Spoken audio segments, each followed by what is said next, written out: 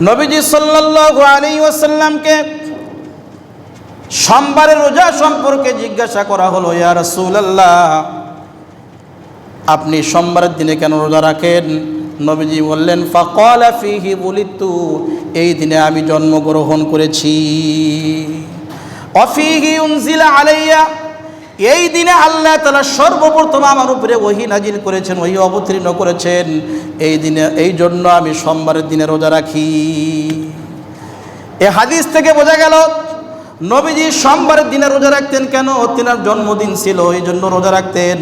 আর এই দিনে আল্লাহ তাআলা সর্বপ্রথম আমার উপরে ওহী নাজিল করেছিলেন, এজন্য তিনি সোমবারে রোজা রাখেন। হাদিস শরীফ থেকে আরও দুইটি কারণ পাওয়া যায়। নবীজি বলেছেন, আমি সোমবার এবং বৃহস্পতিবার কেন রোজা রাখি? এই দিনে আল্লাহর দরবারে আমল পেশ করা হয়। আমার মনটা চাই যখন আমার আমলটা আল্লাহর দরবারে পেশ করা হবে, তখন যেন আমি রোজা অবস্থায় থাকি। আমি রোজা অবস্থায় থাকবো, আর সে সময় আমার আল্লাহর দরবারে আমার আমলনামা পেশ করা হোক, এটা আমার পছন্দ, এটা আমি ভালোবাসি। আরেকটি হাদিসের মধ্যে আরেকটি কারণ পাওয়া যায়। নবীজি বলেন, সোমবারের দিনে এবং বৃহস্পতিবারে আমি রোজা রাখি, এই জন্য সোমবার এবং বৃহস্পতিবার আল্লাহ তাআলা জান্নাতের সমস্ত দরজাগুলোকে খুলে দেন। সুবহানাল্লাহ। যারা শিরিক করবে না আর ভাইয়ের সঙ্গে হিংসা বিদ্বেষ করবে না, তাদেরকে ব্যতীত আল্লাহ তাআলা সবাইকে মাফ করে দেন। সুবহানাল্লাহ।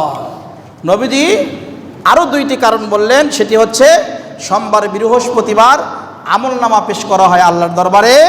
আরেকটি কারণ বললেন, সোমবার এবং বৃহস্পতিবার আল্লাহ তাআলা জান্নাতের দরজাগুলো খুলে দেন।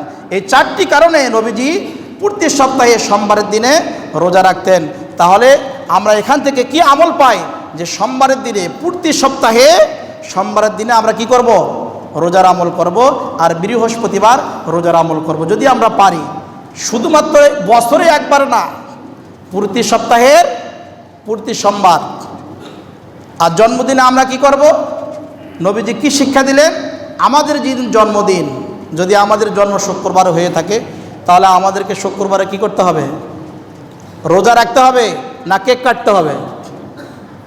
আমাদের বাচ্চাদের, সন্তানদের যেদিন জন্মদিন, সেই দিন বাচ্চাকে রোজার আমল শিখাবেন। সেদিন মা বাবা রোজা রাখবে, দোয়া করবে যে আল্লাহ, আমার এই সন্তানকে তুমি তোমার দিনের জন্য কবুল করো, আমার সন্তানকে কোরআনের জন্য কবুল করো, একে তুমি হেফাজত করো, বালা মুসিবত থেকে, রোগ বালাই থেকে হেফাজত করো। রোজা রেখে দোয়া করতে হবে। আমরা কি করি?